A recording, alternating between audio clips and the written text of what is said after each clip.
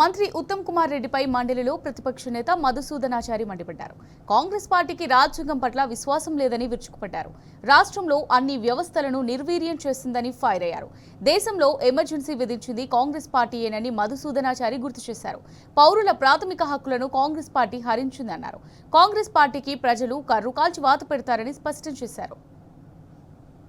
BRS పార్టీకి వ్యవస్థలపై నమ్మకం లేదన్నటువంటి ఉత్తమ్ కుమార్ రెడ్డి గారి మాటలను తీవ్రంగా గర్హిస్తూ ఉన్నాం, ఖండిస్తూ ఉన్నాం.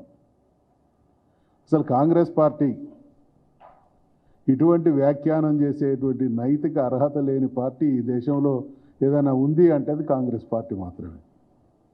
అవసరార్థం రంకు బొంకు మాటలు మాట్లాడడం, సమాజ హితాన్ని కాంక్షించి పనిచేయాల్సినటువంటి దానికి భిన్నంగా పనిచేయడం అనేది కాంగ్రెస్ పార్టీ నైజం.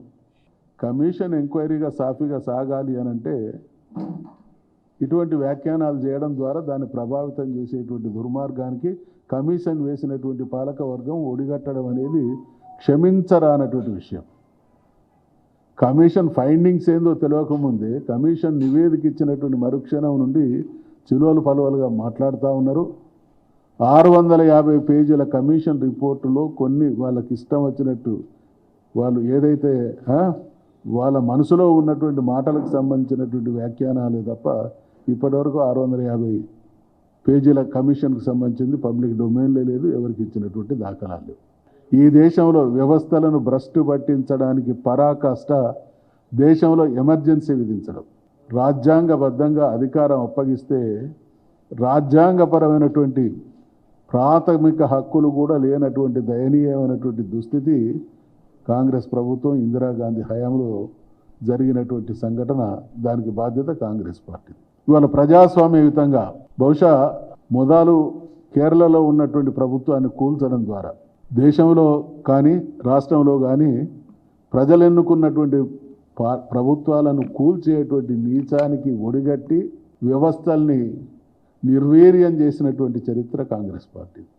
1984లో ఇదే మన ఉమ్మడి రాష్ట్రంగా ఉన్నప్పుడు ఇక్కడ ఉన్నటువంటి ఒక నాయకుడికి మెజార్టీ ఉంటే మెజార్టీ లేని నాయకుని చేత ద్రోహం చేయించి ఈ రాష్ట్రంలో అరాచకాన్ని సృష్టించింది కాంగ్రెస్ పార్టీ. ప్రజలు చైతన్యవంతులు కాబట్టి ఆ రోజు దేశ ప్రజాస్వామ్య వ్యవస్థకి ఆదర్శప్రాయమైనటువంటి తిరుగుబాటు లాంటి వాతావరణాన్ని సృష్టించి మళ్ళీ అధికారంలోకి ఆ పార్టీ రావడం జరిగింది. అంటే కాంగ్రెస్ పార్టీకి ఉన్నటువంటి నైజం బహుశా మీలో కొందరు వినుంటారు. ఒకానొక సందర్భంలో ఇందిరే ఇండియా, ఇండియానే ఇందిరా అనేటువంటి స్థితి. ఇది వ్యవస్థను భ్రష్టు పట్టించడం కాదా?